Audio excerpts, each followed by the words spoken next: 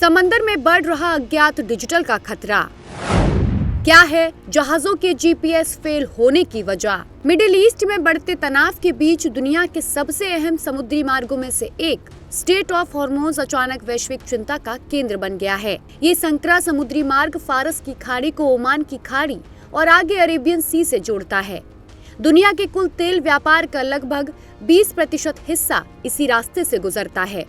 इसलिए यहाँ कोई संकट पैदा होता है तो उसका असर पूरी दुनिया की अर्थव्यवस्था पर पड़ता है। हाल के दिनों में क्षेत्र में बढ़ते सैन्य तनाव और संभावित युद्ध की आशंका ने इस समुद्री रास्ते को और ज्यादा संवेदनशील बना दिया है।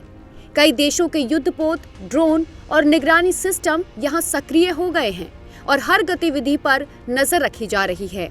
लेकिन इस बार खतरा सिर्फ मिसाइलों या युद्धपोतों से नहीं है, बल्कि एक अदृश्य डिजिटल जंग भी चल रही है। सबसे बड़ी चिंता बन गया है जीपीएस जैमिंग, यानी सैटेलाइट नेविगेशन सिस्टम में जानबूझकर पैदा की गई रुकावट। आमतौर पर समुद्र में चलने वाले जहाज अपनी दिशा और लोकेशन जानने के लिए जीपीएस सिस्टम पर निर्भर रहते हैं, जो सैटेलाइट से मिलने वाले सिग्नल के जरिए जहाज की सही स्थिति बताता है। लेकिन अगर इन सिग्नलों को ब्लॉक कर दिया जाए या नकली सिग्नल भेज दिए जाएं, तो जहाज का सिस्टम गलत जानकारी देने लगता है। हॉर्मुज़ के आसपास कई जहाजों ने शिकायत की है कि उनके जीपीएस सिग्नल अचानक गायब हो जाते हैं या उनकी लोकेशन बिल्कुल गलत दिखाई देने लगती है। कुछ जहाजों की लोकेशन समुद्र की जगह एयरपोर्ट या जमीन पर दिखाई देने लगी, जिससे नेविगेशन पूरी तरह भ्रमित हो गया। इस तकनीकी गड़बड़ी का असर समुद्री जहाजों पर काफी गंभीर रूप से पड़ रहा है। कई जहाजों के कप्तानों को ये समझने में परेशानी हो रही है कि वे सही रास्ते पर हैं या नहीं।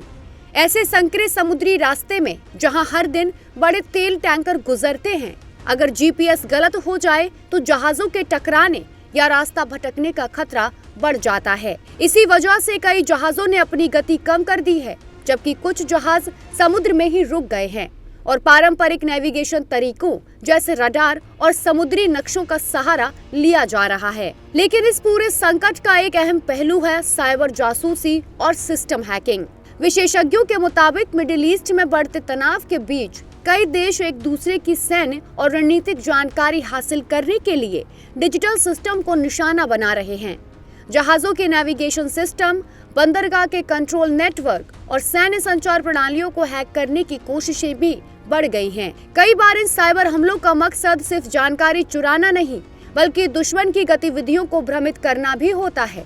यानी अगर किसी देश को दुश्मन के जहाजों की सही लोकेशन पता चल जाए या वे उसके सिस्टम को गड़बड़ कर दे। इसी वजह से विशेषज्ञ इसे इलेक्ट्रॉनिक और साइबर वॉरफेयर का नया दौर मान रहे हैं।